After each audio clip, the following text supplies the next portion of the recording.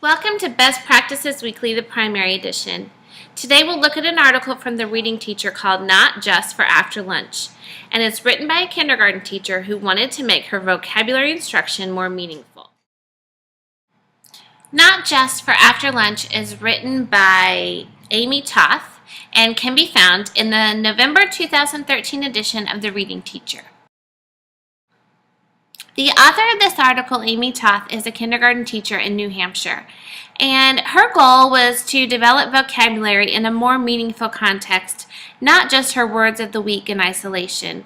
Her desire for doing so springs from research that suggests that the relationship between vocabulary acquisition and reading success is very high.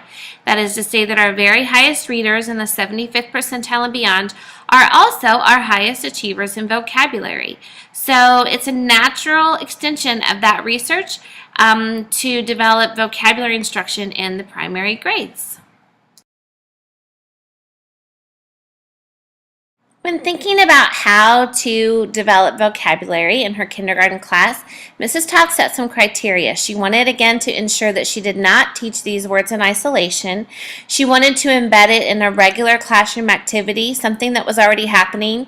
We all know how we have to protect our instructional time in the classroom, so she didn't want it to just be something extra. And she wanted to make sure that her activity would build collaboration and communication skills amongst her students. So what she decided to do was to focus in on her read alouds to make better use of them for meaningful vocabulary instruction. So we'll look closely at how she did that. The first thing that Mrs. Toth did when weaving vocabulary instruction into her read alouds was to set up thinking partners.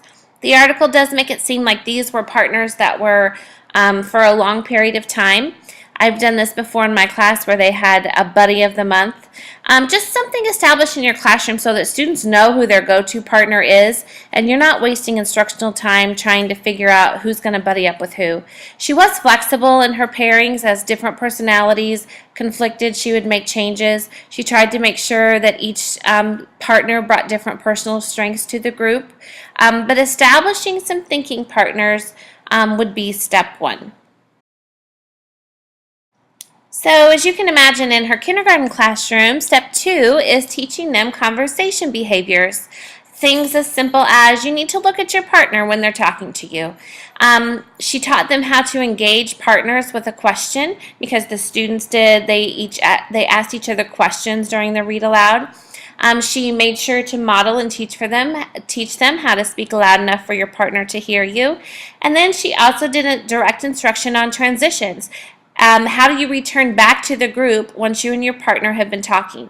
So teaching them how to do this and what this process looks like would be an important step to making sure that this is a part of your daily routine. Step 3 is an important step, and my favorite step because it's choosing the text to read aloud. We've talked before in previous episodes about choosing texts that are rich. And so, of course, in looking for texts and ways to enhance vocabulary, she is looking specifically for texts that are rich in vocabulary or texts that have unusual text features, something for her to teach the children out of, not a simple, easy read aloud. She does say that you can connect it to what you're studying. Her class was fascinated with the school garden, so she found books about that to bring in, but to make sure that it is a complex enough book that is worth studying the words within the book. There has to be some meat there for you to dissect with your students.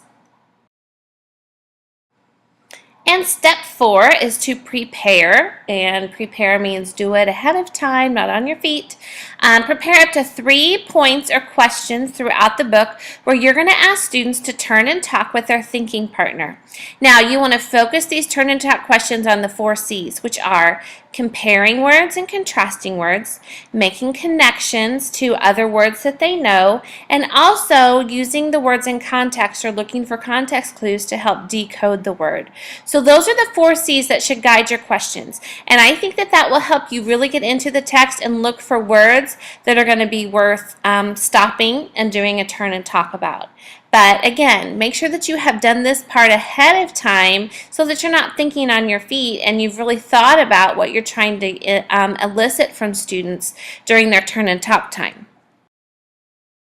Step 5 is the turn and talk time. And when they do the turn and talk, she teaches them that they look at each other, and then one student asks the other student the focus question that the teacher had posed. And then that student answers, and then the other student asks the question and they answer. So they're taking turns answering the question, but when they come back together, the students share not their own response, but their partner's response. So this kind of raises the stakes and accountability for turn and talk time, and really teaches them attentive listening skills that you're not going to be responsible for sharing with the group your thought about the word or your connection to another word, but you're going to be sharing your partner's response. So here are some things to just keep in mind when you are utilizing this instructional strategy with your read aloud. Scaffold as needed. So that means even when students are in a turn and talk time, if you hear them going off on a tangent and going down a road that really doesn't tie to the word, or maybe they really have a misconception of what the word is, just give them a little guidance and turn them back around. She only did this 2 to 3 times per week, so just like with any instructional strategy, don't overuse it or students will get tired of it. She found that it helped her class develop a word-loving culture, that students weren't really intimidated of unknown words, but they found excitement in finding them, so it kind of takes the shame away from not knowing every word that you're reading. And she found that it really lends itself to close reading strategies, to going back into the text, especially when focusing on using words in context, to go back into the text and really try to dissect what those words mean.